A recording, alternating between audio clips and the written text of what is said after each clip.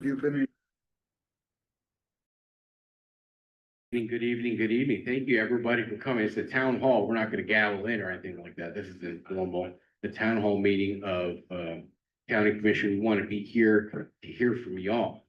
So we have a whole series of town halls across all the different fire companies across the county to listen to folks and ask questions from the experts. That's it. That's you here. We're starting a process where we're brought in a consultant who's going to join us over audio to do a study about the future of the fire service and how things can take shape in Jefferson County, not just 6 months from now or a year from now, but 10 or 20 years down the line. All across America, different counties are facing a problem. You have a growing population and you have volunteers at fire companies who are putting their heart and soul into volunteering. But with the demands going up and the volunteer enrollment either staying steady or in some cases going down, the challenge gets harder and harder and harder. And you don't want to just put your head in the sand and say, well, I'm not going to pay attention to this problem. You want to address it head on and say, well, how can we plan ahead to address this? So it's not a Jefferson County problem per se, it's really an American problem that is happening all over this country. What we here in Jefferson County want to address this and work with fire stations, volunteers, looking ahead and planning together and working together, not just coming up with something and saying, here's the plan. We want to come up with a plan with you guys. So tonight, we've got a consultant who we're asking to help us with this, but we don't have a study that we're going to bring to you and say, this is what it is. We haven't written it yet. In fact, we haven't even started writing it yet. We wanted to come to you first and ask the folks who actually know this stuff, like back their hands, who've been living it for decades. What do you think the issues are? So we can start gathering data from the experts y'all hear and take that in at the very beginning of the process. So that's what we're trying to do here. And we have some experts up here on the panel who we're very lucky that this year with the county commission, we have a fire chief as a commissioner. And Chief Mood, if you could provide some introductory comments, and I'll pass the mic around. We'll get to Chief Watson to close things out. Well, you kind of stole what I usually talk about, because the fish study was done with the ambulance side several years ago, and the fire companies had no input on it, and it created a lot of tension. And that's one of the things we really want to make sure we don't have as we move forward with this. That's why we're taking this format and meeting with fire companies ahead of time and getting their input as to what they see the needs are moving forward. Commissioner Stolper, could you give us a little background on how we got here with that study? Yes, so approximately a little over a year ago, the Fire Association approached the county commission and asked the commission to put up a levy on the ballot, At that time, the commission has decided to do a study to see exactly what we need in the county to make sure that we're not duplicating services. So we don't have 5 ladder trucks or 20 tankers or whatever the case may be. We want to make sure if we're going to put something, if this commission or a commission decides to put a levy on the ballot for the voters to vote on, we wanted to see exactly what the needs were, do the study. That was about a year and a half ago. So year and a half ago, just so everybody knows, the only 2 commissioners who were on that board at the time was Commissioner Majdi and I. And so we have 3 brand new commissioners that wasn't there at the time. And I am the only commissioner that was on the board when the fish study was done on the ambulance service. So there's a lot of stuff that we took care of back then. That took me about a year and a half to from start to finish. We're just starting this study, and we're expecting to have it back in about 6 months, I believe. Just so you're aware, I do have another board meeting tonight at Farmland Preservation. So you see me leave around 7 o'clock or so, you'll know where I'm headed to. And Commissioner Keys, she's the county commission liaison to the planning commission. So she's at the planning commission meeting. Like, that's why she's not here. Thank you. Thank you. you. And before I hand it over to Chief Watson, Commissioner Heffestay, Eddie, Chief Sign, any introductory remarks? Hello. I haven't done any firefighting since I was in the Navy, and that was back in the seventies. The PGs were still hot. Yeah, the seventies. Elvis was, might have been dead in 78, 79. So, but the PGs were still pretty hot. And, but anyway, I'm a big fan of firefighters, and hopefully I'm listening because I want to learn as much as I possibly can. And I don't know, this is our 6. Is this our sixth town hall? And we've got one more on Friday. And then we'll go into the next phase. So that, and well stated, Pasha. Thank you, Mr. President. So, anything else? Yeah, with that, we want to ask y'all, what do you think? But let's ask your fearless leader here. First of all, thank you for hosting us. Thanks for convening us here today. And I'd like to open it up by asking you, sir, what do you see as the lay of the land, the challenges that you see for independent, and where we should be in not just 6 months, but in 10 years, 20 years? So that's an open-ended question, and I do appreciate it, and I appreciate you all allowing us the opportunity to be able to share our thoughts and on this process, as we were denied all that with the EMS fits study. I know the topic of the conversation is where we are in the next 20 years or in 20 years. And my concern now is where are we next year, where we are in 5 years. If you look at the surrounding counties, Frederick County, Maryland, Frederick County, Virginia, Loudoun County, Fairfax, Montgomery, they all still have volunteer organizations. Those career departments are still running, it's a combination of, but they're still running volunteer apparatus. They are working hand in hand with the volunteers. I want to see that. I want an open dialogue between the JCSA and the county commission. I think this is a good way. However, I can be a little apprehensive on this because in the past, where we have been asked our opinions, we give them and then we just get run over like a freight train, unfortunately. Where do I see us in 20 years? Probably somewhere where Loudoun County is now. We are going to be at a slower growth rate when it comes to the career volunteer system compared to some of these others. It is hard to compare us to some of the surrounding counties due to the financial hardships. We don't have the infrastructure that we need within Jefferson County that would pay for a lot of this. The more businesses that we can attract within the county and the cities will allow more revenue, and also revenue sharing into the emergency services. I know that you all have raised the impact fees, which is good, but that can only be done for so much.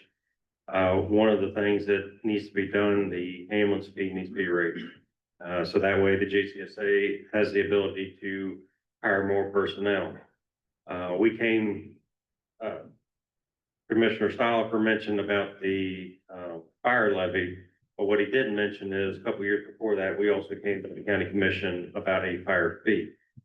And we presented that, and the county commission at that time directed us not towards the fee, but they wanted to go with a levy. So then we came back to the drawing board, we went with the levy, brought in all the language, brought it to the county commission, and here we sit, still not having a vote on a fee or a levy.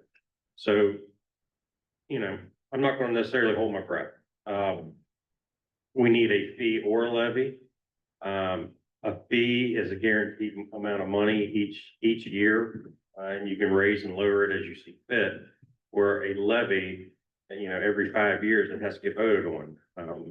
I don't recall any instances in the past where levies don't pass. However, if you contact Hampshire County, they've had it twice where a levy didn't pass. So then you're out that money, and then they had to have a special election, and in order for those 2 levies that failed to pass again. So you want to be able to have a good source of permanent income. Once you raise the ambulance fee and get in a fire fee or levy, however you all see fit, then the JCSA and the volunteer organizations are able to build. One of the things that I would recommend when it comes to a fire levy, for me to be able to support it personally, and I'm not speaking for the department on this one, but me personally, it needs to be a levy that will support both the volunteer fire departments and the county commission when it comes to the fire and EMS services. You know, when the ambulances were taken away from us, it created a financial hardship on us. Our cash flow was gone to be able to pay our bills. You know, we have always relied on donations, fundraisers, and estates, you know, that are bequeathed to us. The problem is now, like if you look at our bingo program, if you come in on Monday, we're only getting about half the people that we used to. So our bingo program is starting to take a hit, which means that our finances are taking an even further hit when it comes to the money coming in and the money going out. Currently, our department right now is working on speccing out a new tanker, and that's going to cost us an upwards of $600,000. Thankfully, to the members of the past, when, you know, I wasn't even alive, they did a great financial job with this department. And if you ask them, you know, they'll tell you that every week they weren't sure whether they're going to be able to pay the light bill or not. And because of the things that they did in the past in managing the money, we are where we are today. But unfortunately, that money will run out. We're not quite having to dip into our savings account yet to be able to pay the bills, but that's coming. Which is one reason why I feel that we need to support a fire levy that will support the volunteer organizations.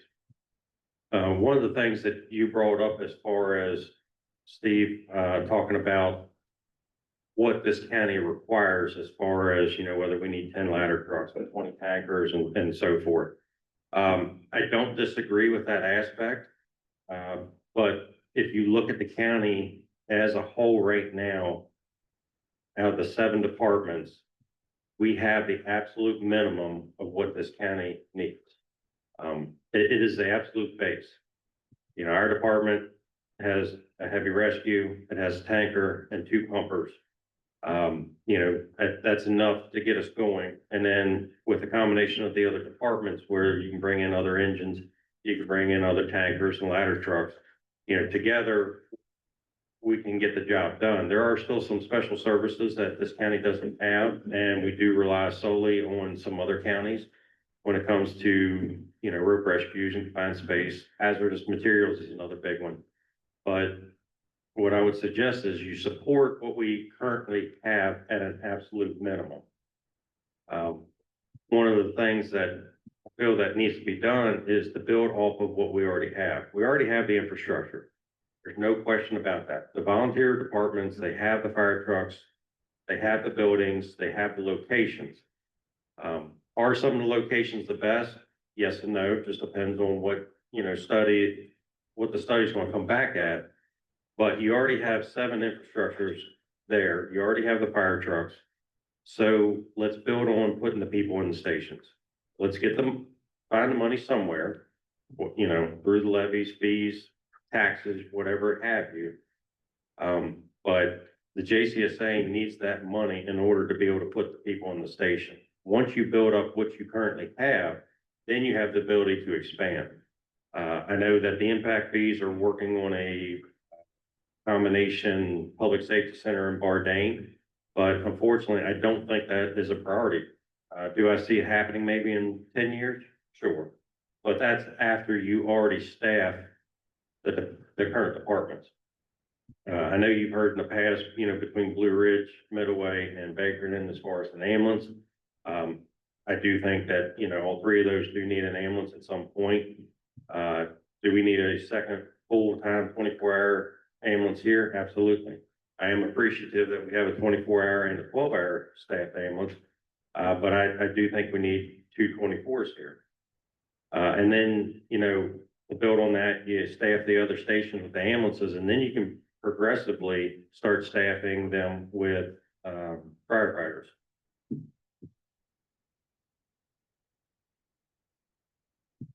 So I'd like to get you going. Are we recording that? That was the most thorough answer we've ever gotten. That was fantastic. Thank you, Chief. Setting the tone there with deep expertise, explaining what the challenges are. Now we want to open it up to all y'all. What do you think are the challenges faced not just by independent, but by generally the fire service across the county? What do you think we need, not just over the next year, but over the next 5 years, 10 years, 20 years? The floor is yours. We really want to hear from you. And do we have a microphone pass around? We got one, right? Oh, fantastic. We've got a microphone right here. If somebody picks it up, just go for it. If not, I'll start asking questions to prompt discussion. Go ahead, Mike. No, I'm good. Just have to hold it pretty close to your mouth. It's like a karaoke one, so. Not like it is. Yeah. Well, I haven't done it karaoke. Maybe you have. Been a while. We all been there. Some more. Just hold it close to your mouth, because if you're not, they won't hear you. All right, that's it. Yeah, for those that don't know me, I'm Ed Smith. And I've been here a long time. There's 3 of us here tonight, have over 50 years volunteer time, and we're still here every Monday night. I can't pay attention too long, or at least my thinking can. But anyhow, we've seen a lot of change through the years, and manpower has been one of our benefits, and main things we had for years was one of the biggest responding crews in the county. Now the volunteers are looking for more. They don't want to just come and fight fire. They want to be paid for it. Their responsibilities, which includes fundraising, they don't want to do that. They just want to be a volunteer. We've seen a lot of change, and unless we can do something to supplement the volunteers, we're going to have to go totally to career staffing. I hate to see that, but it looks like that's the direction things are heading right now. That's all. Thank you. We've definitely heard that all across the county. So thank you. We've definitely heard that all across the county. Staffing. That's what we need. That's what I'm hearing. Other comments? Push the black button on the front. Hold it down. It'll light up, it'll light up, Yes. and you can let go. Okay. It's good to go. All yours. Matt, is it okay? Turn it back on.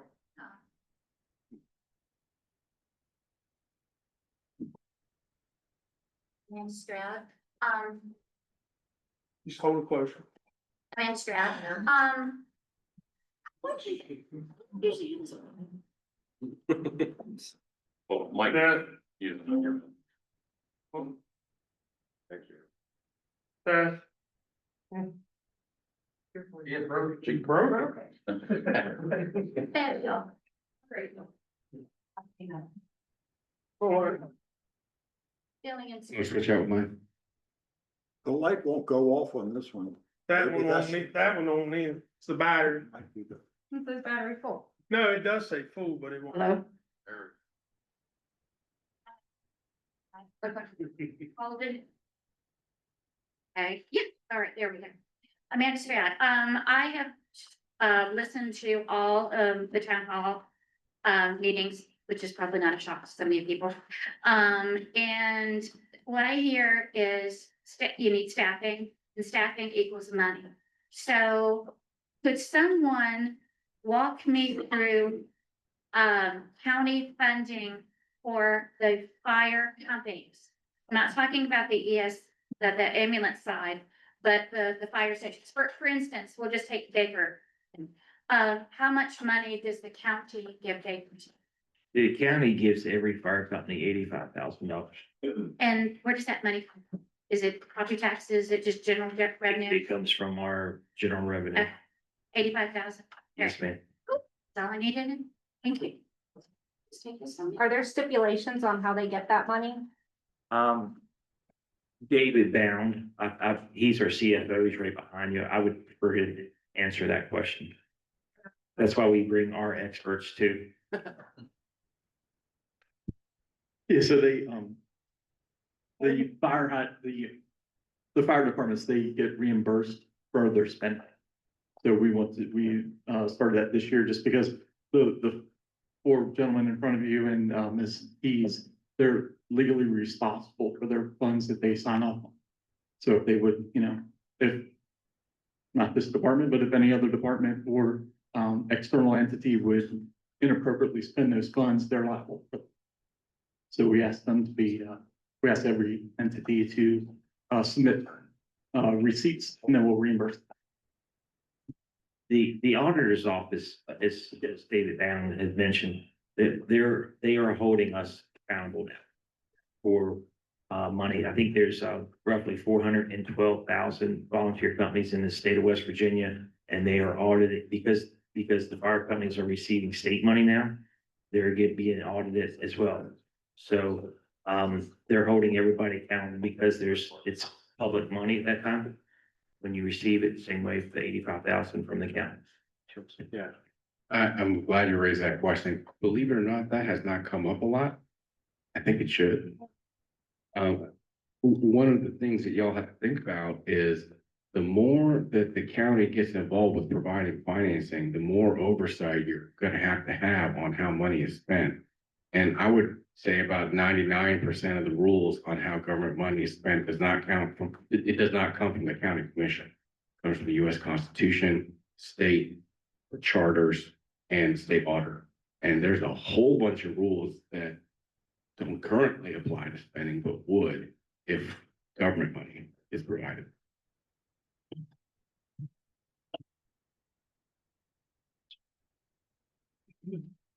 Say,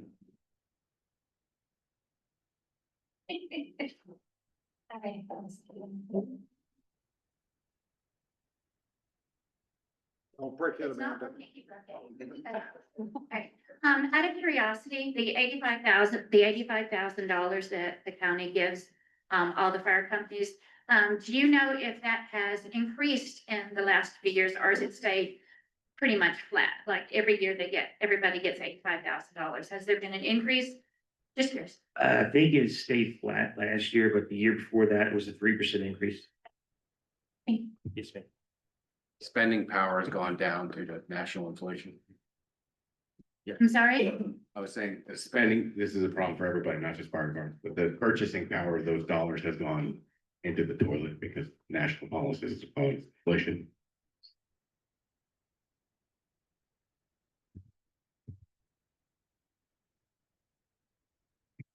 I'll do a prompt for everybody to think about. Chief Watson raised some interesting points about Loudoun County, about nearby counties. The good thing with this problem, like I said earlier, is the whole country is facing this problem. And some counties to the east, to the north of us had growth a little bit earlier than we did. So if you think it's a good idea, we could look to those counties and say, well, what did you do? Could we learn from you? And my question for y'all is, all right, well, who nearby is doing something good that we could learn from? Are there some examples that we can say, well, they're doing something right, or they're doing something, or maybe they're doing something wrong? Anything nearby that you think, hey, these guys are doing it right?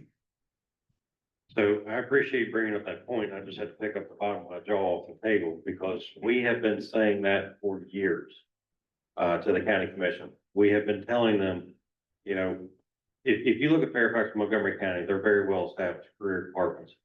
But they still have volunteers. They still have volunteer apparatus. There's no question about it that at any point in time, this will be a mostly career county with volunteers still in it. If, looking at the numbers, yes, our volunteers have decreased. Ed brought up a point about the kid, well, go ahead and say it, the kids that are joining nowadays. They have a different mentality than what it was 25 years ago. When I joined 25 years ago, you're doing bingo 4 hours a night or 4 hours a month. You're doing your housekeeping, you're going to run calls, and you just did it. Nowadays, unfortunately, the mentality of some of the kids joining is way different than what it was back then, which also makes our demographics and our culture a lot harder. We're having to try to adapt to that because at any cost, we're trying not to lose volunteers. Now, sometimes we do have to part ways, just that any career department, you have to part ways with certain employees due to certain things. But we have been saying this for year after year after year, that if you look at these other departments, you know, they have a great combination system.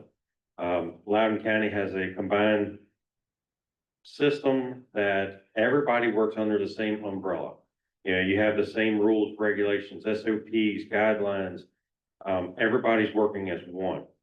One thing I can say, you know, in the last several years, at our Fire and Rescue Association, we have tended to work very closely with each other. For the most part, we're all on the same page. You know, for example, when the JCSA went to you all to try to submit for a fire department ID, you know, we met and we submitted a letter with the JCSA in support of it.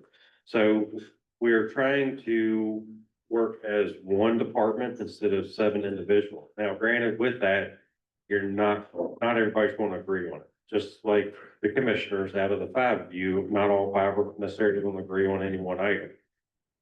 But if we can all work together along with the JCSA, I think that we are able to move this county forward. But it should not be as difficult as it is. You know, with the surrounding counties of what they're doing, there should be no problem whatsoever for us to be able to look at them, sit down with them and say, how did you do this? You know, what can we do? It may not be Loudoun, it may not be Frederick, Maryland, but we can use something to that effect to tailor to Jefferson County.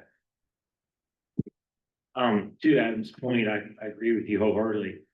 We do not have to reinvent the wheel here. There's so many counties around us that went to the career volunteer department. Loudoun County, it's a little bit different. I don't know what county we would resemble the best. I know last night at Bakerton, somebody mentioned Frederick County, Virginia. I don't know, but you know, certainly Loudoun County is a little bit different. Our budget is 40 million a year. Loudoun County's 4 billion a year. So they have certainly more discretionary money than we will ever have here in Jefferson County. Mainly their revenues come from data centers. I'm sure you're familiar with the House Bill 2014, Governor Morrissey put forward. So maybe at some point in the near future, we'll have some revenue coming from data centers in the state of West Virginia. That would help us. Well, and that'll go back to, you know, like I said, the fire levy or fire fee, at least to work on trying to put manpower for the JCSA and, you know, hopefully to help us continue to pay bills. You know, it's not like we're out here spending frivolously. You know, we're looking at, I mentioned earlier, a new tanker, and we're looking at around 600,000. And then once we complete that, then we're going to have to start looking for a new rescue. And that's well over $1 million. You know, for a volunteer organization to come up with, you know, 1.1, $1.2 million that we have to come up with now, and then you might see it in 4 years. By the time we design everything, order it, and it gets here, you know, that's a tremendous amount of money for volunteer organizations. And we're scraping it together at every bingo, every fair that we're selling our potatoes and everything else, our fund drives, you know, we're scraping that stuff together. So if we could get some type of secure funding for the volunteers and then more funding for the JCSA to be able to get the employees to get their butts in the seats.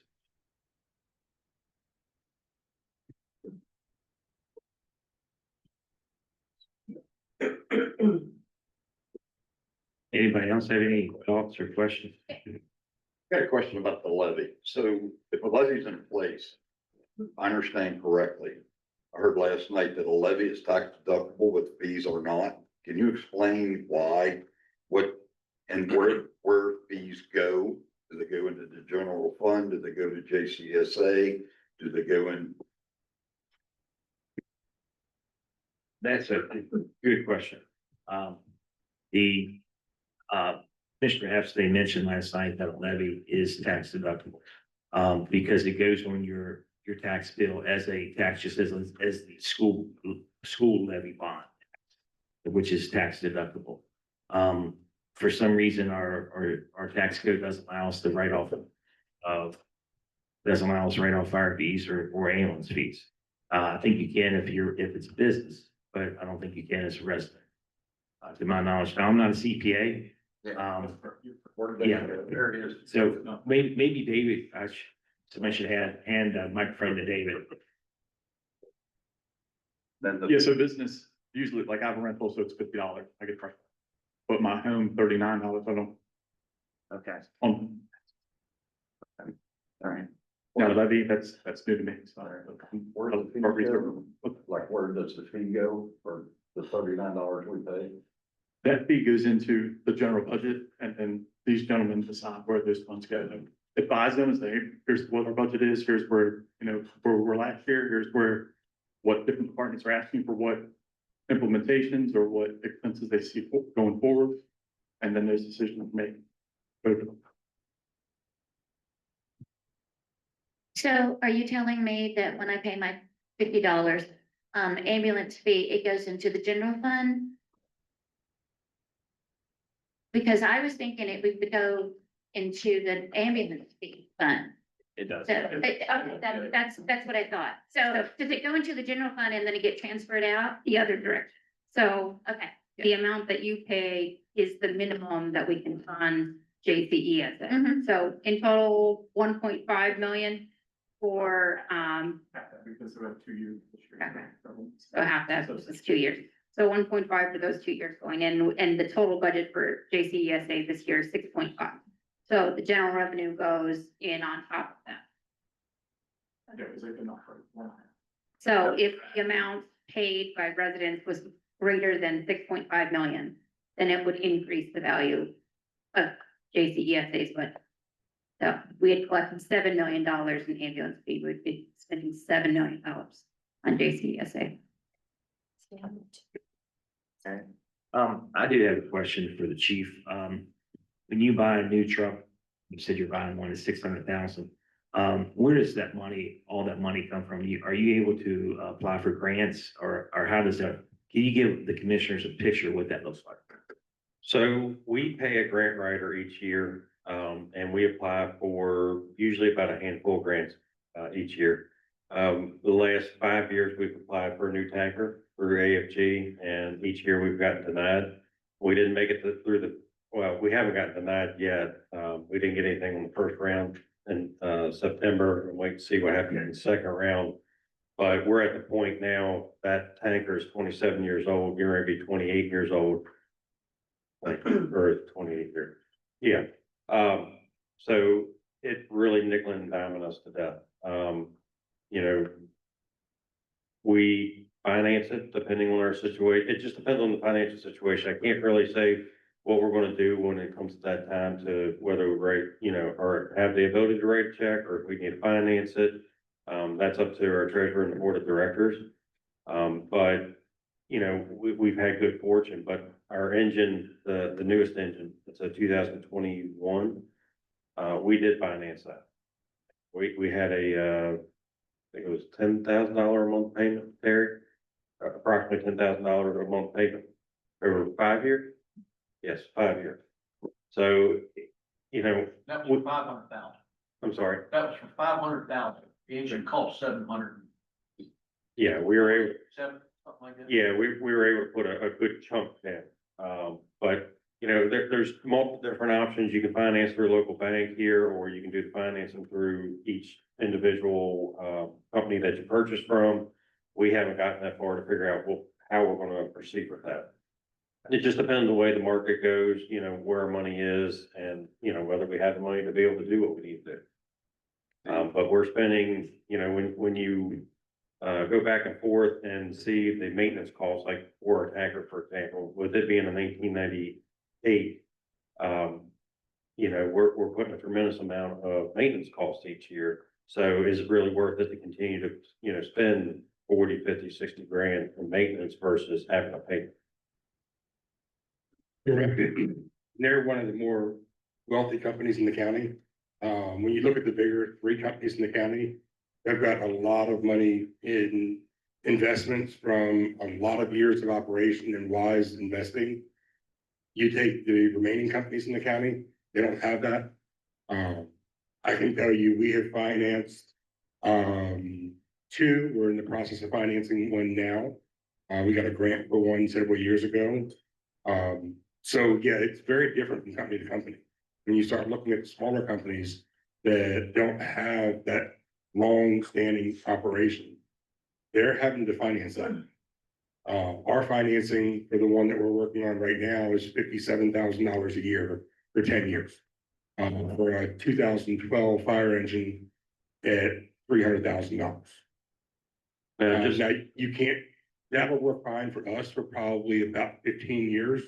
If you try to do something like that for like Citizens Independent, Shepherdstown, because their volume is higher, they would have absolutely no ability to do that, that they would be worn out long before that. Yeah, I just want to follow up on that real quick, and yeah, we've been lucky, I mean, our department's been established since 1884. You know, but going back to it, you can ask some of the older guys in the crowd, you know, they weren't sure how they were gonna pay the bills back then. That was well before my time, but if it wasn't for those guys and gals, that we wouldn't be where we are. But you also have to look at call volume first department. While, you know, it may appear that, you know, as Mike said, we could be wealthier, one of the wealthier ones in the county, but we also have more expenses. You know, because we're running more and more calls and the apparatus is running out more, it's more wear and tear, you know, lights, electricity, water, fuel, def fluid. I mean, it's an astronomical amount compared to some of the other departments where you might have Bakerton who, I don't know how many calls they've run. But you know, we're somewhere around 1,000 each year approximately. I think we're in the 800s right now. Getting close to 900 for this department. I believe we're still showing as the busiest engine company in the county.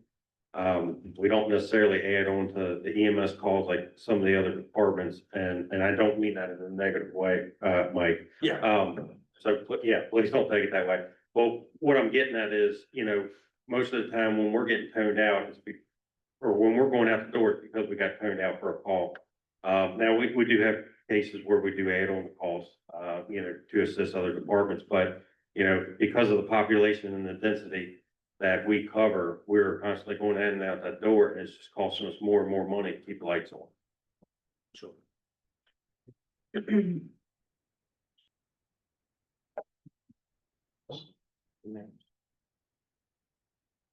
I'll ask a question for the audience. One comment that we've heard, not just tonight, but across some of the other town halls, that if you look across all different companies, we have enough apparatus for the whole county. I'm not saying we have excess. You mentioned it's the bare minimum to get the job done, but what is your assessment of that? If you look across the county, do we have the right vehicles, apparatus, equipment? I would have to agree with what, Chief Watson said. I would have to agree with what Chief Watson said. We have the bare minimum and we could always use more.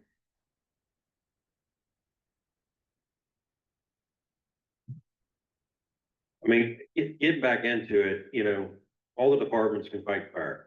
Not all of them will do certain types of rescues. You know, we have two companies in the county that have, I guess what you call a heavy rescue. You have other departments that kind of dip into it. You know, each one has their own type of specialty. You know, ours here is put out the fire and for rescue. You know, you have Blue Ridge who puts out fires and they deal with a lot of wildland type fires. You know, if you go out in this engine bay, you're not gonna find a brush truck. Now, we've had a brush truck in the past, however, our call volume with that just doesn't, it wouldn't allow us to just go out here and spend, you know, $150,000 on a brush truck just to have it. You know, our call volume doesn't necessarily negate that. You know, it is the absolute minimum. It's enough for us to be able to do just normal, everyday house fires, things like that. You know, you get on Facebook anytime we have, let's say, a train derailment or a vehicle hit by a train or airplane down, you know, things like that. We can handle most of it. You know, but I am also not too proud to ask for help. You know, we don't have a hazmat team in this county. Do I foresee us needing one? At some point, yes. But I'm not questioning that at all. But we have to be able to staff what we currently have before we're able to dip in elsewhere. You know, we have very good mutual aid with Loudoun County, Berkeley County, and Washington County when it comes to hazardous materials. You know, Bakerton has a great water rescue program. You know, we got out of that several years ago because when it came down to it, the amount of money that we were spending on it, we didn't have any first due water. All the rivers and ponds and quarries, none of them were in our area, so it didn't make sense for us to have it. So we got out of it. Bakerton got into it, you know, and they do a great job with it. I think for the most part, the departments know what they can handle. But yeah, we got to fill what we have now before we start getting into any more specialties. I'll ask another question for the audience. And for our experts up here on the panel. Maintenance. Department by department, joint, collaborative, some sort of agreement. What would the agreement be? What do you think?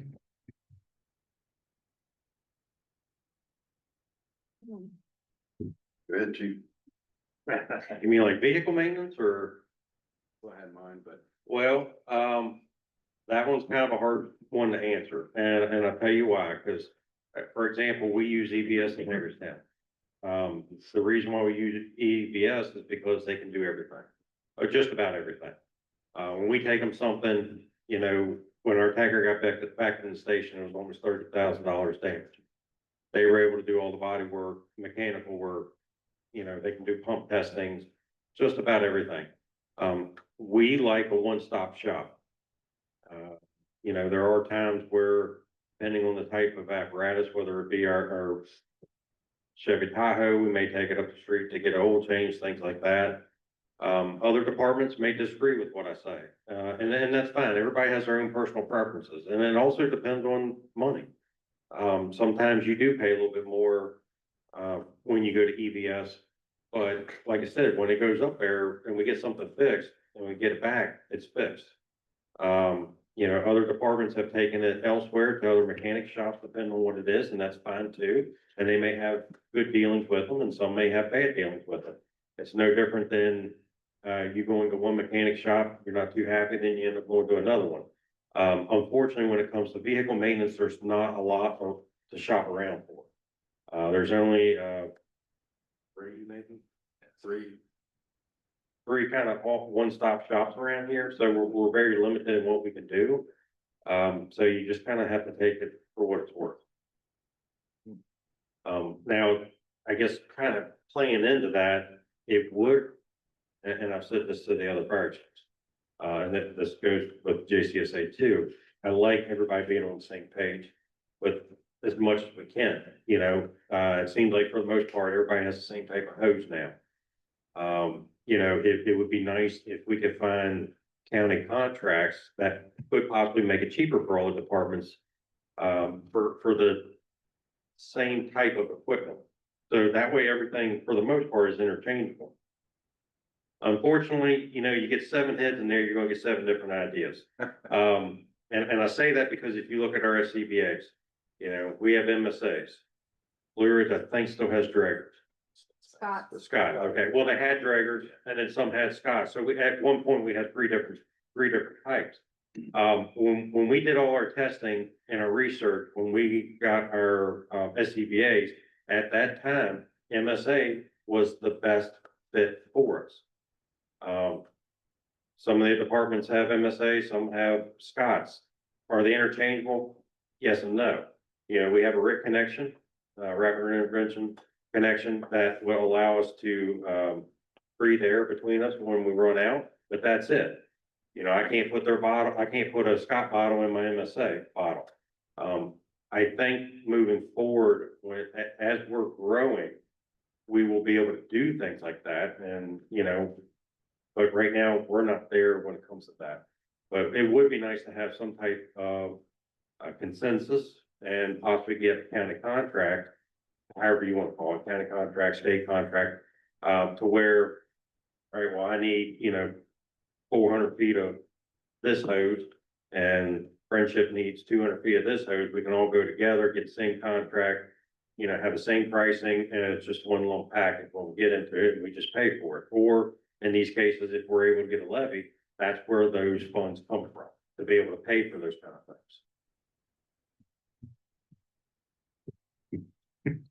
Thank you. And thoughts on that question or similar question? Again, we haven't even done this stuff. We're just starting. We're collecting information. This is part of collecting information. So I'll just toss a question out there. Do you think that there's an opportunity for cost savings if we do some of the vehicular maintenance in-house? Government does it with our experts, or can we build up a system whereby we have experts who are maintaining vehicles and apparatus?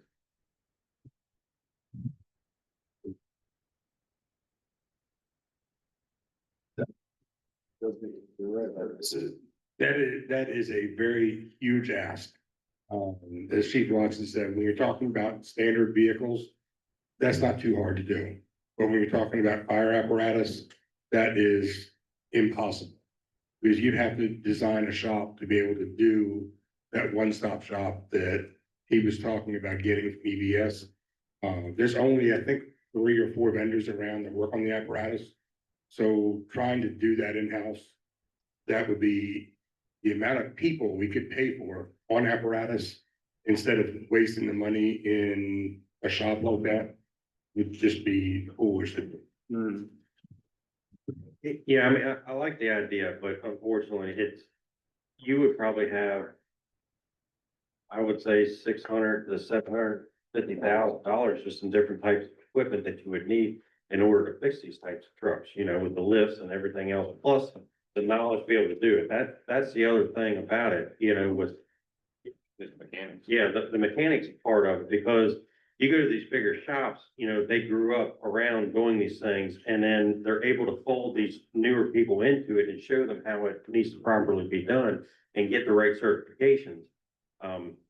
You would have to rely that on 1 or 2 people, and then you're painting yourself into a corner where when you're taking that 1 or 2 people, and what if they want to up and quit? Then you're having to retrain everybody else, and you just, you're putting yourself into a corner by relying too much on any one person. And those dollars could be spent on the fire service itself. Are y'all talking about having our own maintenance? They touched on it. Yeah. If I could say, I walked in after we had a call. But, so I work for China Transportation, which is in Winchester, Virginia, and we were running approximately 32 tractor trailers every day. We have our own shop. For one, parts to keep them trucks running, just sitting on the shelf is a big overhead. You're talking about diesel mechanics. You're not gonna pick a diesel mechanic up for less than $35 an hour. And that's a cheap one. That's not even A1. And you don't want nothing but A1 working on a truck that's going down the road on an emergency. So you're looking closer to $45, $50 an hour, not counting their benefits, retirement. You're not gonna do it for, you all said 750, I'm over $1 million. With the lifts, just a set of lifts alone to pick up a fire truck. They make individual lifts that go on each tire. We just priced them at our shop. You cannot buy that set of lifts for less than $70,000. Just that set of lifts alone, and that's only to lift one fire truck off.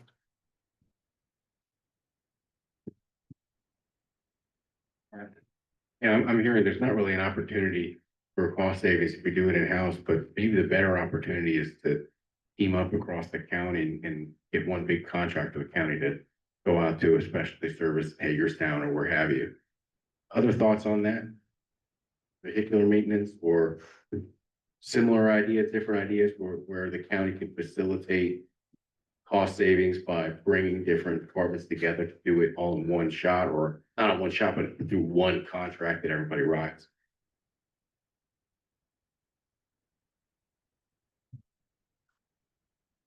I mean, I'm not saying you couldn't do that eventually, but it's gonna take you 10+ years to get to that point that you can work on your own fire trucks. I mean, Loudoun County's got their own government that works on theirs. You know, Fairfax does too. They got, shop of their own that does it. But I mean, it took them years to get to that point. And you're talking the fire service for the next 20 years, it's gonna take that long to get to that point. It's not gonna happen within the first 5 to 10 years.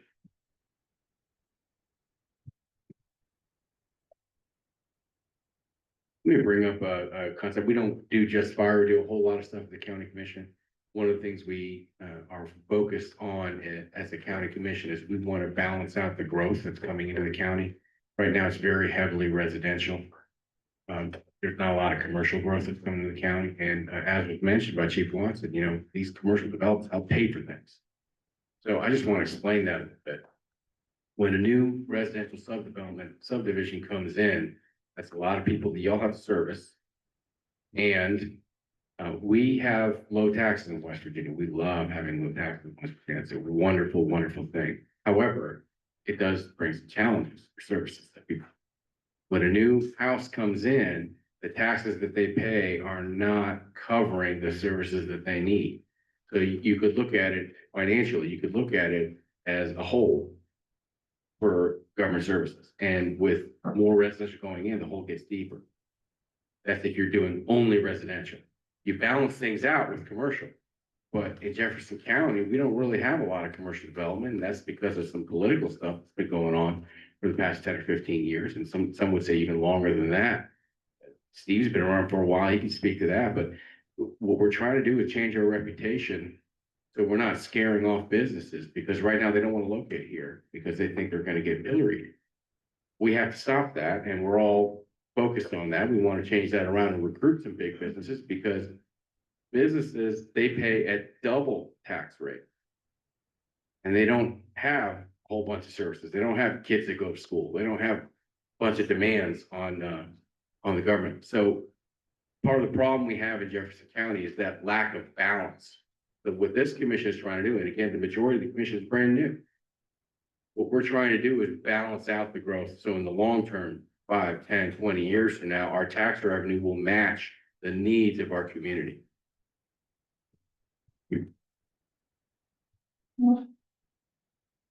So what, Yeah, turn on. You feeling on? Y'all hold the button and just. so what do you guys foresee doing to bring in that infrastructure then?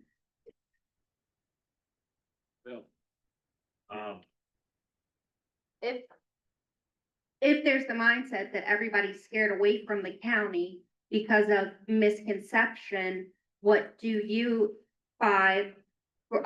foresee doing to bring that into the county to make the citizens of Jefferson County, accept it coming in? I think a start of it was a mentality of we need to support business growth. One of the things that we did was we changed the seating on the development authority that was not working towards development. And we got people to apply for those positions from all different backgrounds. We're focused on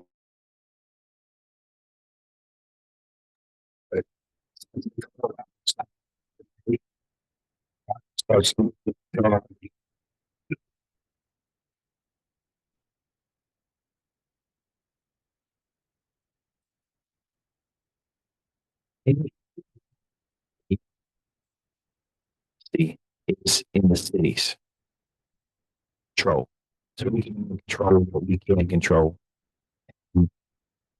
So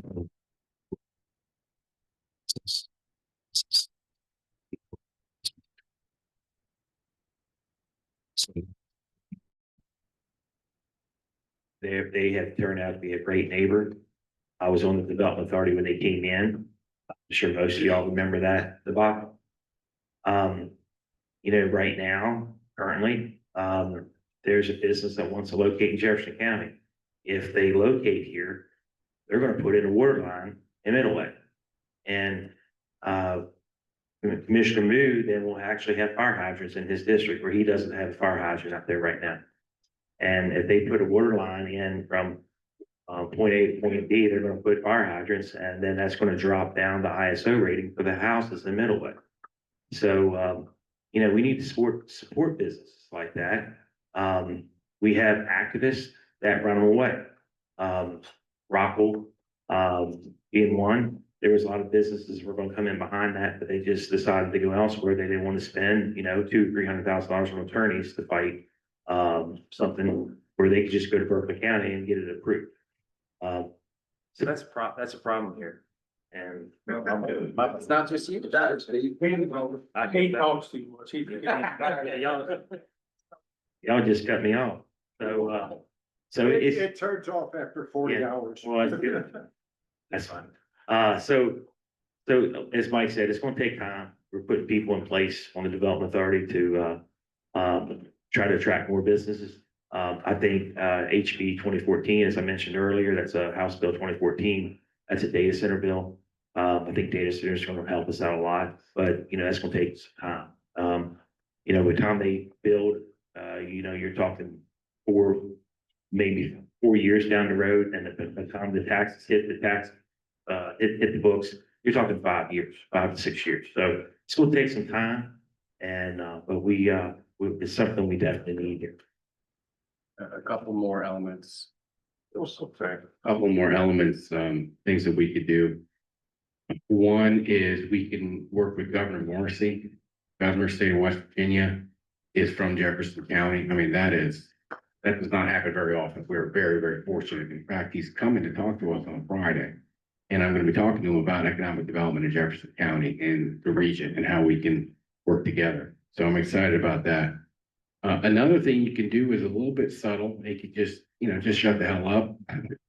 We had a lot of politicians in the past who'd like to rant and rave and point fingers and put things on Facebook and just be a general jerk.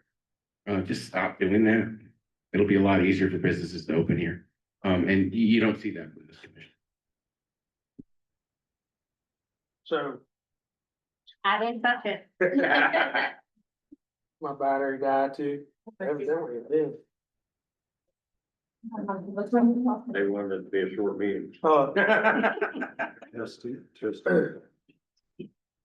You just keep passing them around. So we talk about the 20-year plan. What's the 1 year, 2 year, 3 year plan? I understand we want to plan for 20 years, but what is the plan for the next 5 years? Because we don't have enough people to support what we have already. What are we going to do to get boots on the ground this year, next year? I mean, we're already working, all the EMS providers, I know for a fact they're working some serious overtime.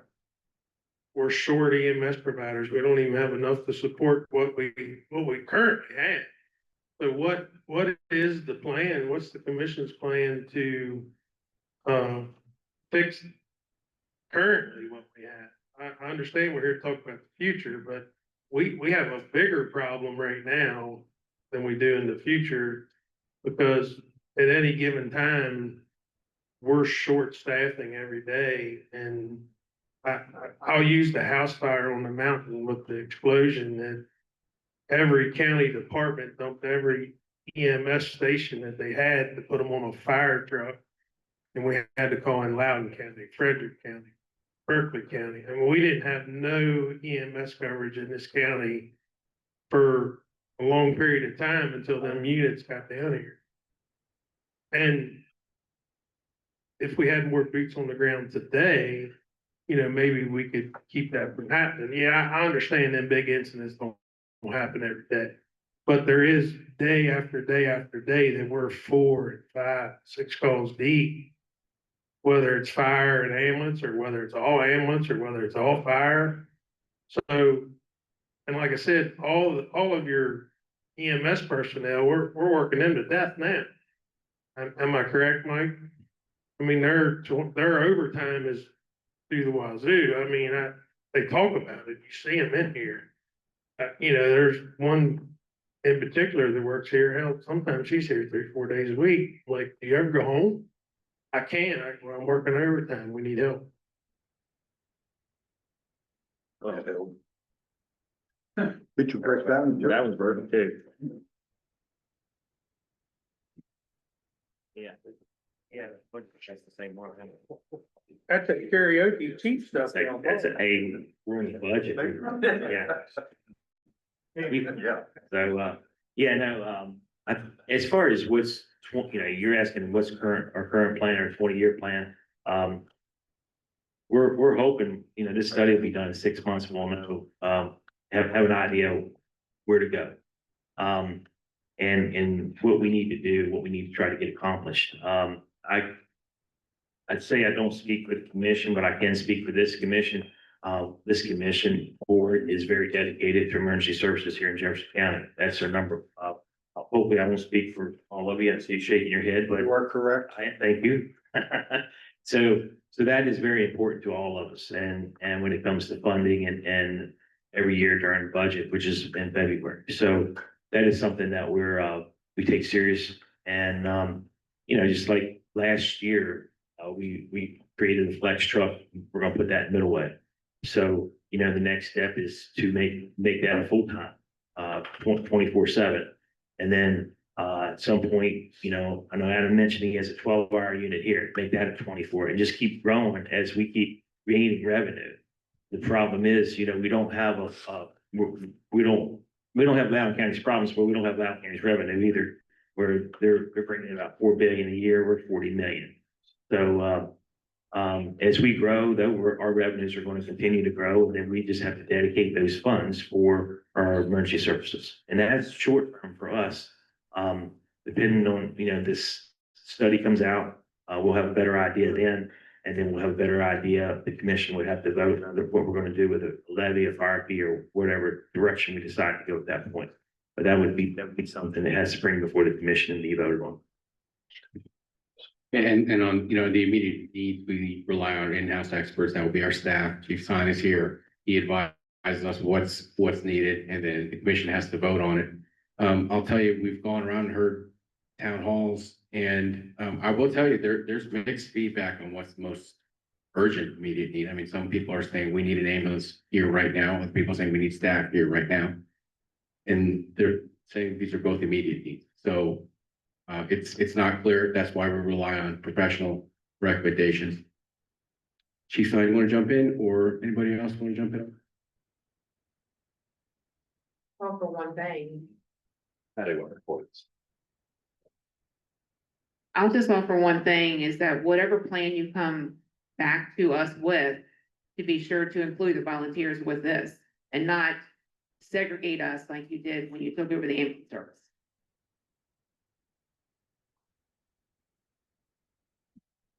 Message received. Thank you.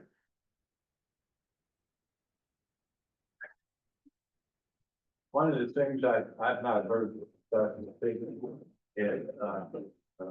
Chief Adams talked about, Chief Watson talked about having the new equipment that is being ordered or being looked at to be ordered. That equipment, once it comes in for the price of 800,000 or rescue $1 million, $1.5 million, whatever. There's nothing but dust on the shelves when it gets here. There's no equipment to operate with. A lot of times you have to totally re-equip a unit to make it available. And if you attack fire or EMS to that hammer goes from $3 to about $10 or whatever. So you got to take that into consideration as well. And then the other thing that I've not heard mentioned tonight is training. The staff constantly needs to be trained. I think you should hopefully be learning some of that from EMS and the fact that they're constantly training. Well, it's the same thing with the fire service. With constant training, very few of the courses are a one-time, lifetime and done. Most of it is in 2 years, you're back doing the same training again. And you can't operate without some of these certifications. So those are things that are gonna be needed to be looked at as well. And it's not cheap. Ooh. I just have one thing while we're talking about the training. Sorry, I got another farm meeting, farm board, or farm bank actually. Thank you. Thank you. While we're talking about training, one of the things that comes to my mind is when you're bringing these businesses in, these specialty businesses, like the solar plants and Rockwool, have them provide the training that's necessary to our firefighters who are gonna respond to these calls, so that when they get there, when there is an emergency, it's not if, it's when, that they will have the adequate training to be able to attack whatever that situation is.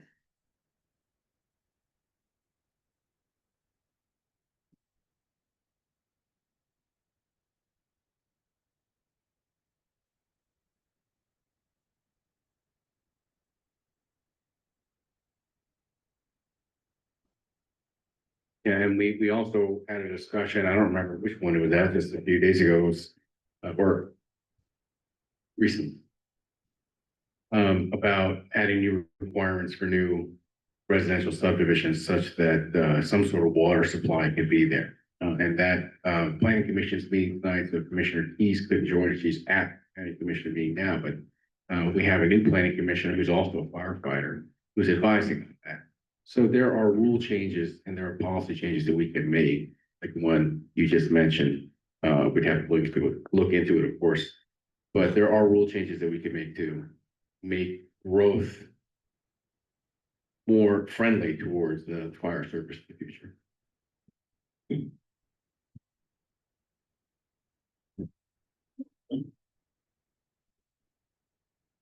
So the big builders that are coming in, like Loudoun County, when a development is approved, the builders have to build a school, build playgrounds, build firehouses.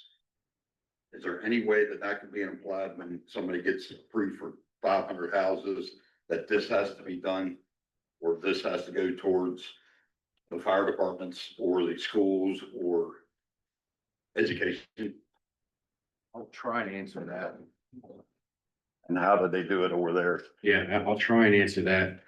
I have not served on the planning commission. We have a few alumni. Commissioner Stoffer served for a while. Commissioner Hapestay did. Commissioner Keys is serving now, which is she's not here because scheduling conflict. But one of the tricks is when you look around to surrounding counties, every time you cross a state line, all the laws change. And Virginia law is different and Maryland law is different. But we do look across the border and we say, okay, what is this adequate public facilities requirement, APFOs ordinance? I see county administrators nodding. I'd like to look into that more. And you want to take this and get into specifics a little bit? So in Frederick County, Maryland, in Frederick County, Virginia, in Loudoun County, all of those have APFOs, which are adequate public facility ordinances. Many places to the east of us have that. Many places to the west of us have. But here there isn't an APFO, and that just says that it measures adequacy. So if you are building a new community and you only have 600,000 gallons of water every day, and it requires 700,000 gallons, you have to improve the adequacy. You have to pay for the extra adequacy. Here in Jefferson County so far, they've done impact fees instead. And so impact fees could be used to pay for firehouses if the county owned firehouses, but we don't. Instead, what it can do is ESA has facilities and has one facility, and it was on the impact fee schedule. And then there is a plan for a future ESA facility over in Carneysville, and that is on the impact fee schedule as well. So that impact fees can be collected from these developers, both commercial and residential, in order to that the new homes or the new businesses would be paying for the impact, and that current residents wouldn't have to pay for the impact of a growth component like a new neighborhood or a new business. Personally, I think the best approach is to work with the mayors. Like Commissioner Stoffer said, 80% of the growth is happening in the cities, right? Municipalities. So if we just do it at the county level, I mean, it's not even a quarter of the growth is happening in across Jefferson County. So we have to work with mayors in order to be effective. And it's something that the commission president used to meet with the mayors on a regular basis. That stopped happening a couple of years ago. We've restarted that just recently. We have a great group of mayors. They're terrific. And I definitely want to work together with them on that. And I have raised them. Maybe we can collaborate.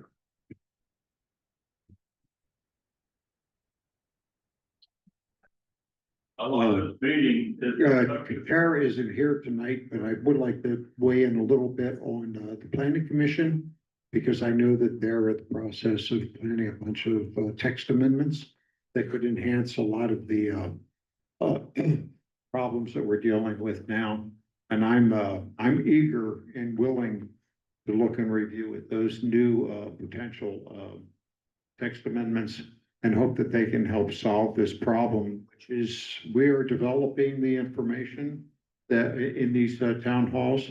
And I hope that we can move forward on that and solve some of these problems, or at least make major steps towards solving these problems. So it's a big challenge, and we only have one more town hall to go to on this phase, but we might have additional ones later. So is that correct? Yes. I'm sorry if I cut somebody off.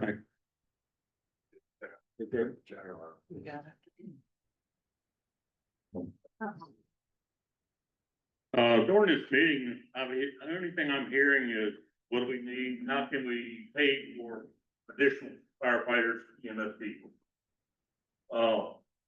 Maybe you need, especially for the next few years, what incentives can the county give volunteers to show up here? Like, cut their damn taxes or things like that. Help train them. Maybe give them a little incentive. Huh? I mean, it's operated for a number of years here with volunteers. And because when I joined the fire company many moons ago, many, I did it because I wanted to help the community. I didn't expect incentives to keep me here, and they never have. But today's people, they want something in return.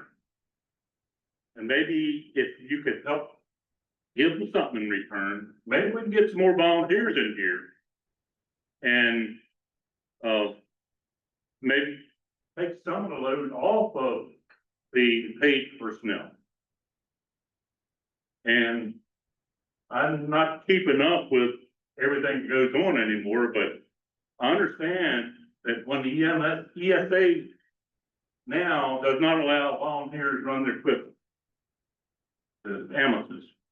Maybe if you let volunteers who are certified help out on the AMS, maybe you could cut that work down a little bit too.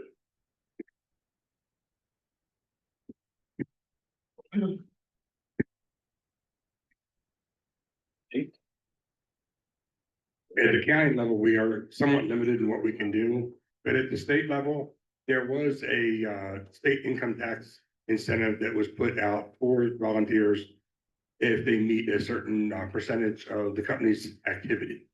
Way that's written, nobody can qualify for that, from what I understand. They might want to reread that. It can be tough, especially for a busy company. The busier companies in the county are certainly tougher to get that, but you may want to reevaluate that and just get that out and look at it, see what you can do to perhaps get your members to be able to qualify.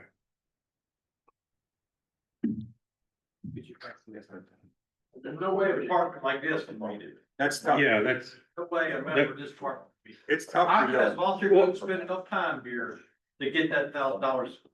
Yeah, it's tough to do your department. No, it's not tough. It's impossible. It's impossible. It's impossible because the last 2 years I have run the numbers with every single person in this department and not one person qualified for it. And I had people that ran 400 calls out of this department and not one person qualified for it because the amount of calls that we got versus the percentage that they need to have with the meetings and everything, not one person out of this department qualified.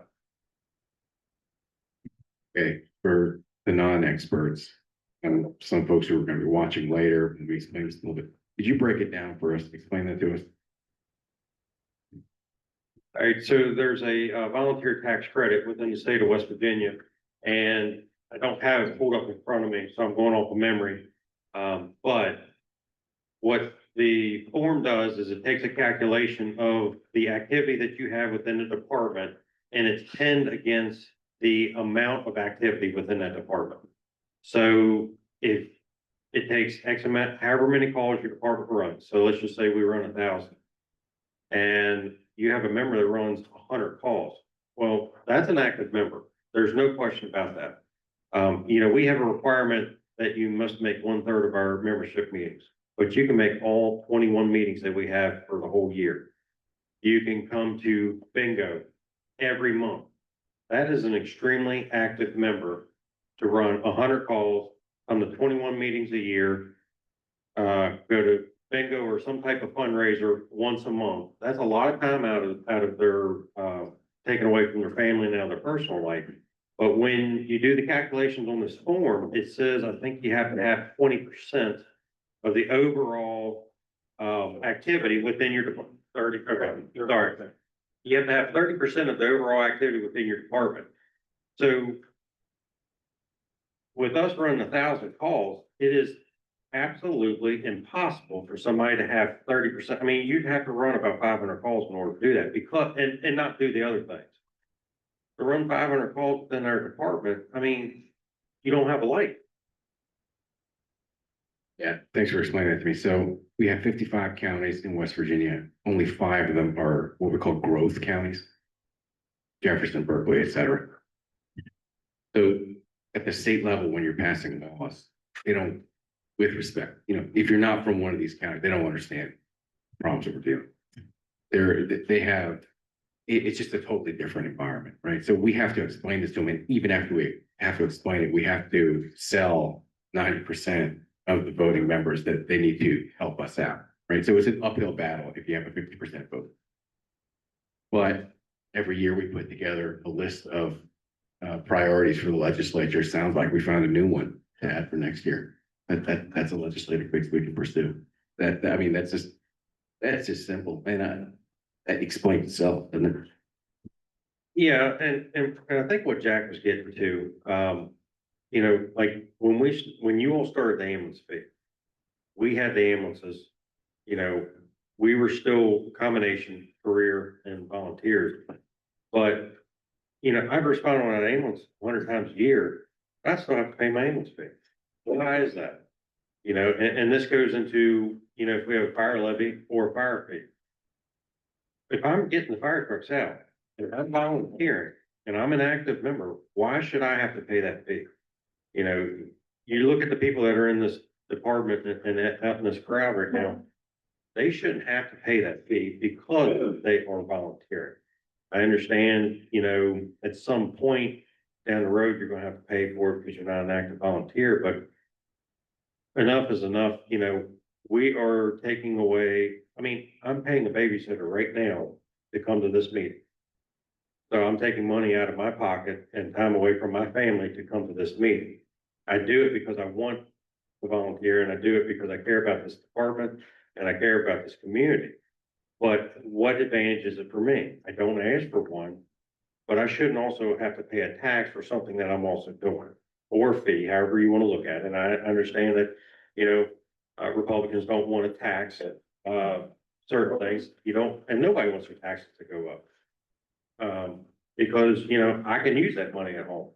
So with 4 kids, trust me, $39, I know, that's might be a meal. But I also know that it goes to something better and has the ability to protect me. But I think also when you look at that, maybe there can be a provision in there for the volunteers that, active members shouldn't have to pay that fee. They're exempt for that here. We can put something in there Unfortunately, like I said, when we had the ambulance fee, we didn't have that, and, I'm driving the ambulance, but I still gotta pay.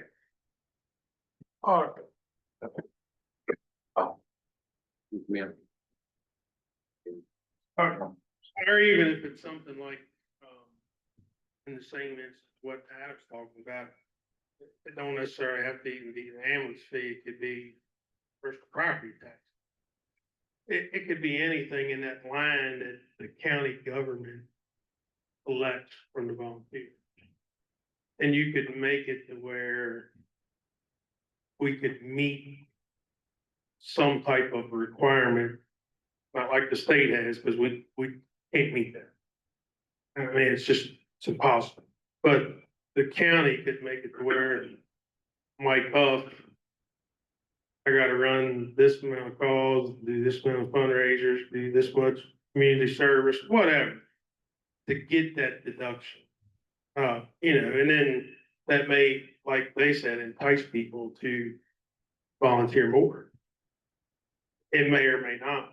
I mean, it's just like, the city of Ranson and what they come up with as far as the volunteers and, our position. But,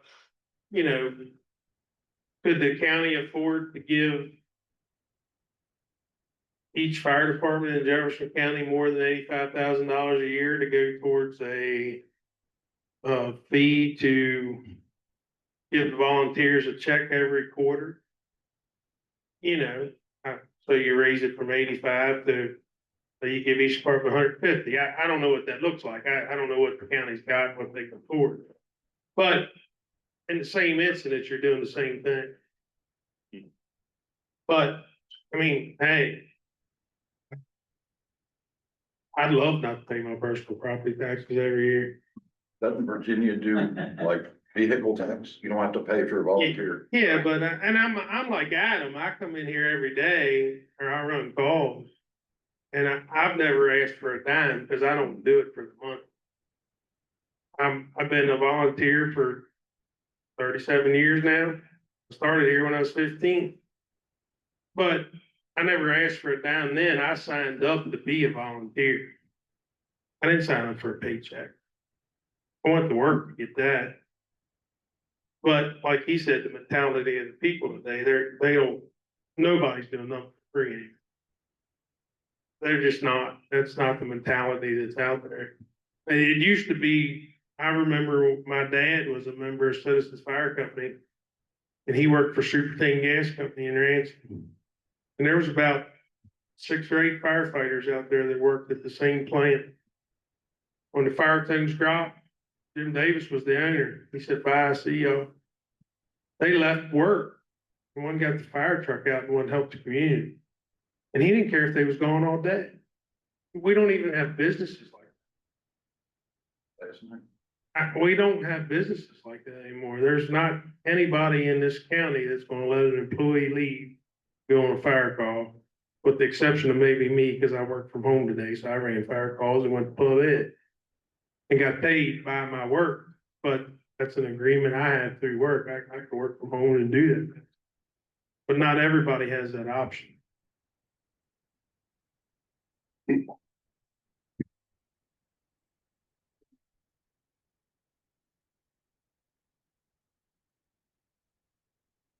Thank you, Bailiff. There's no more burning questions. I'm going to ask our panel up here if they have any closing comments. I want to thank everybody for coming out tonight. This has been incredibly helpful. Like I said, we are at the very beginning of the process. We are collecting information. And do we have Mr. Working online? Could you tell us where we are in the process, sir, and what are the next steps collecting data from our community and our room full of experts here who could show us what they do? Yeah, absolutely. Good afternoon. My name is David Puckett. Dr. Steve Knight is the principal for this study. He couldn't be here tonight, and so I'm stepping in for him. Where we're at currently is we've reached out to the 911 center to get the call data. That'll sort of ground the report and what you guys were talking about, the demand currently, where it's located and what areas of the county. We're currently still working through that, and I think, as I understand, there's been some changes in leadership over there, and so we hope to have that information soon. In parallel to getting the data, we're attending all these stakeholder meetings, which has it's been very valuable. I've taken a ton of notes the last couple nights to get what you guys see as the salient issues that you're facing, as well as in a number of cases, what are maybe some feasible solutions. And so once we get the data back, once we get it, it takes probably 45 to 60 days to analyze that and come back with a data report. At that point, we'll come back to this body and share the data, make sure it passes sort of the common sense test. Again, we want to make sure that that is really solid. Everybody sort of agrees and with a good understanding of the data before we develop any recommendations or thoughts based on it. I think that's where we're at pretty much. Once we get the data and these meetings, we have reached out to the volunteer departments, chiefs and presidents to get a questionnaire with some information on each station. And I think there's some pending stuff there. Once we wrap this up, we'll send out the gaps where we're missing, or if there's any additional information that we might need based off these meetings. Thanks, Mr. Puckett. So if people want to present data and respond to those questionnaires, they should talk to Chief Watson. Is that right? He's the conduit. Chief, are you collecting information with questionnaires and whatnot? What's the next step if people want to? Oh, I turned in everything that I believe I was supposed to. I don't know. Ahead of the game? Overachiever. Usually I'm about the last one to turn things in, so. Chief Moon, any closing comments? You covered it all. Commissioner Epstein? I want to thank you all for coming. I think we got a couple really good suggestions tonight. I'm always glad to hear people's complaints. But if you can give a complaint and offer a suggestion, that's a home run where I come from. So thank you all for your comments. I'm trying not to come to any conclusions, but I'm getting there. That the first thing I see is we definitely have a funding problem. And then the question is how? So that's where I am on the thing right now, but no conclusions yet, but I'm getting close. Okay. Before I close this out, Chief Sy, Chief Watson. Nothing that really hasn't been said, I'd love to put more people out there in the field, put them in every station. Have a training center to train my own people, but it all comes back to the money. The departments are underfunded. My staff are underpaid. We don't have the budget to put more people out there, so it's definitely a money problem, and the longer that we continue to talk about it, because everybody knows we've been talking about it for 20 years, it just keeps getting worse. You guys said you can't control what the cities are doing. Well, the houses are coming and people are moving here. The problem gets worse every day. As soon as the people move their belongings into that house, they're calling 911. We see it every time. It's getting out of control, and it's going to get really bad here before something can be done if we keep pushing this cart down the road from behind. And I know you guys are Republicans. I like being conservative. I like cheap taxes, but we've got to get past that. The people that are moving here are working down the city. Most of us here have lived here all our lives. We don't want to pay more, but we sure want the sheriff when we call for them. We want the fire truck to show up. We want the ambulance. We want to take our kids to the park. We go downtown to the tax office. We want to have enough staff there that are not overworked to help us. We need services, and we've got to get this county moving forward. So really, that's all I got to say. I just, a few points that we already went over, the biggest thing is to keep us in the loop. And not only just keeping us in the loop, but we, as the volunteer departments, need to be at the table at equal level. As Chief Stein is, as the county commissioners, because the county commission cannot do it alone and the volunteer departments cannot do it alone. Yes, in the past we've asked for help. We know we can't do it, all by ourselves anymore. We realize that, but we also want to work for a solution to the problem. Obviously, when it comes to funding, that's where we're lacking, and that's where we will help you with what we can. But we don't have money coming out of our pockets or we wouldn't be here. Chief Simon made mention about training his guys and his own training center. I just want to reiterate, I know we didn't touch much on training, but we all work together. We all need to train together. We have fire rescue ground out there. It's a perfect situation for future, possibly future grants, depending on what the situations are and money match, but we have at least the property to be able to do those kind of things. Right now, I know there's discussions for a training engine for the county commission, but I've said this 100 times, we have the apparatus in the bay. That's what the guys and gals are using. That's what they train on. And they use it anytime they need to. You all used it last week for extrication training, and that's great. All 8 of us need to continue to work together. I think we've gotten better at it over the last couple of years. There's been some rough spots depending on who the directors are and some of the volunteers, the fire chiefs. But I think as we're continuing to moving forward, we're starting to realize, hey, we got to work as one body, and that's what we want to continue to do. Mikey touched on it and Jack touched on it about incentives. Our department, we have partnered with the city of Ransom with a stipend program, and that is in hopes of retaining the members we have, and also hopefully to be able to attract new members. It is not a permanent solution. We just started July 1st, so we don't even know what the end result is going to be. Our end result needs to be more volunteers and more volunteers that are active, to step up to the plate a little bit more. That is our solution to attempt to get more volunteers. But we also need the partners of the county commission, to maybe work with the state legislature and reducing property taxes or reducing vehicle taxes or what have you, for incentives to say, hey, if you come volunteer with us, and give us 10 hours a month, you'll get 25% off on your vehicle tax or something, to that degree. And that might entice people, well, come down there and work bingo, once a month and learn something and teach other people about things. So the more incentives, and this goes back to what I said, 25 years ago, the mentality versus now, and what Mikey said and what Jack said, they don't want to do it for free. They understand volunteer, but unfortunately, it's what can independent fire company do for them? That's not what you're supposed to do when you join. When you join, it's what can I do for independent fire company? What can I do for my community?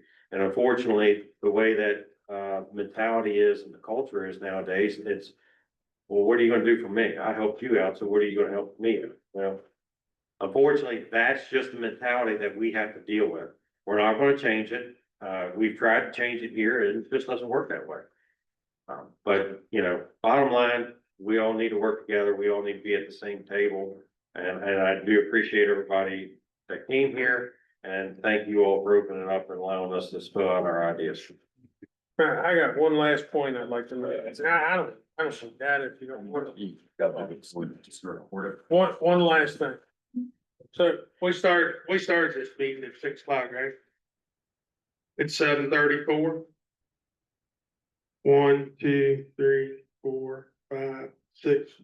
Got 7 calls in an hour and a half. There's 4 medic units in this county tied up. Mike, how many medic units are running tonight? 5. There's 1 medic unit left in Shepherdstown that if there's a call on the other side of the county, guess where it's coming from? It's coming from Shepherdstown. There's, I don't know how many fire trucks out for automatic alarms, MBA with injuries. I just want to make a point. All of our resources are tied up right now. We only been here an hour and a half. An hour and a half. It happens every day, every day. That's it. Thank you.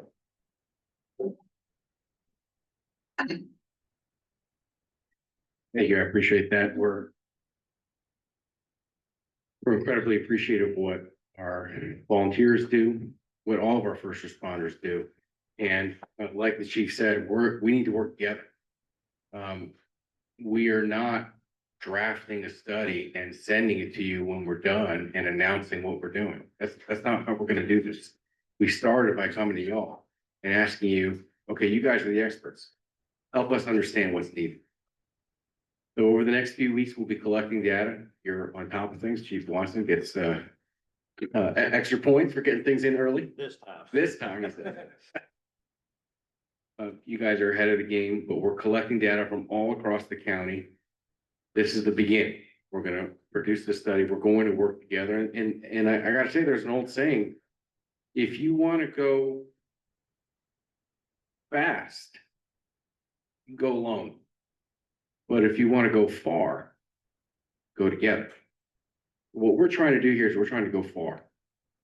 We wanna look ahead to 10 years, to 20 years and work together across the county. That's what we're trying to do with this study. And after hearing your comments, your guidance, your fantastic suggestions, we took extensive notes. This meeting is recorded. We're going to pour over it. Our consultants taking notes and incorporating all this. After tonight's feedback from you all this town hall, I have to say I'm very hopeful for the future, and I look forward to working with all of you. Thank you.